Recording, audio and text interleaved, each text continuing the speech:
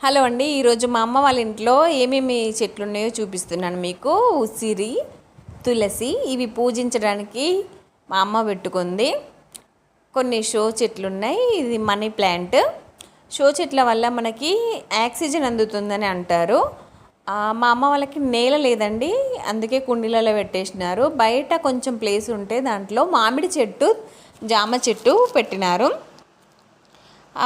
ఇది అలోవేరా చెట్టు అండి. ఇది షో. ఇంకొకటి మందార చెట్టు. మాకు మామిడి చెట్టుకి కాయలు కూడా కాసినాయి.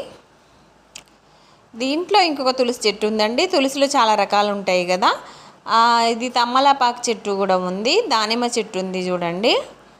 నందివర్ధన చెట్టు ఉందండి. మా అమ్మ ఎక్కువ పూజలు చేస్తుంది కాబట్టి పూజకు సంబంధించిన చెట్లు మాత్రం కంపల్సరీగా ఉంచుకున్నారు. గణపతి చెట్టు అండి ఇది. కరివేపాకు చెట్లు చిన్నగా ఉన్నాయి. పుదీనా ఉంది. కరివేపాకు చెట్టు ఇది కొంచెం పెద్దది.